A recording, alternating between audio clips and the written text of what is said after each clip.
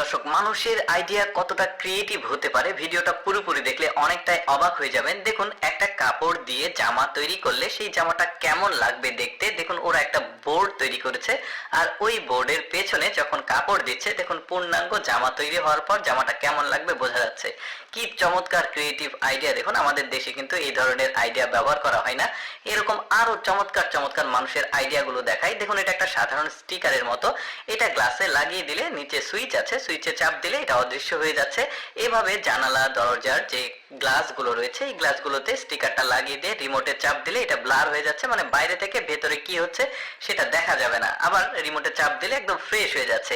কি চমৎকার বুদ্ধি ওদের! দেখুন, তারপরে এই লোকটার ক্রিয়েটিভ আইডিয়াটা দেখুন। দেখুন, খাবারগুলো মনে হচ্ছে প্লেটে আটকে আছে। এটার পেছনের কিছু রহস্য আছে, সেটা আমি আপনাদেরকে এখন জানাচ্ছি। দেখুন, এগুলো হচ্ছে রেপ্লিকা খাবার, অর্থাৎ রেস্টুরেন্টের সামনে এই খাবারগুলো মানে পরিবেশন করা থাকে। এগুলো দেখে কাস্টমাররা অর্ডার করে। দেখুন, এই খাবারগুলো বানানো হচ্ছে, মানে মানুষ দেখে কিন্তু ভাববে যে এটা একদম অরিজিনাল খাবার, দেখতেও এরকম।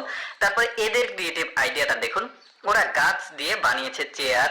দেখুন, কি চমৎকার একটা চেয়ার বানিয়েছে। পুরোটাই গাছ, কিন্তু কোনো লাঠি বা কোনো বাঁশ কাঠ না, পুরোটাই গাছ একটা। আর এই গাছটাকে বিশেষ পদ্ধতিতে ওরা বানায়। কয়েক ধরনের ডিজাইন রয়েছে। এই যে দেখতে পাচ্ছেন, প্রথম দৃষ্টিতে দেখে যে কেউ ভাববে এটা একটা বেড়া, বাট এটা কোনো বেড়া না, পুরোটাই কিন্তু গাছ। এই যে চারকোনা স্কোয়ার স্কোয়ার দেখছেন এগুলো। এরপরে দেখুন, এটা চমৎকার একটা বুদ্ধি। দেখুন, একদমই ঘোলা পানি এই ফিল্টারে প্রবেশ করছে, অপর প্রান্ত দিয়ে একদমই ফ্রেশ পানি বের হচ্ছে। বন্যা কবলিত এলাকার জন্য কিন্তু এই ধরনের পানি কিন্তু খুবই প্রয়োজনে আসবে, বিশেষ করে গোসল করার জন্য। কতটা বিশুদ্ধ সেটা তো জানানো যায় না। তারপরে দেখুন, সিঁড়িতে একতলা সিঁড়ি, তো কি চমৎকার একটা বুদ্ধি করেছে নিচে নামার জন্য। বিশেষ করে যারা অসুস্থ ব্যক্তি রয়েছে, লিফটের মতো এই জিনিসটা দিয়ে নিচে নামতে পারবে। তারপরে এদের বুদ্ধি দেখুন, একটা চাকা, চাকার উপর একটা বক্স আছে, এর মধ্যে ভুট্টার যে বীজ সেটা দিয়ে দিল, ভুট্টা বা বাদাম।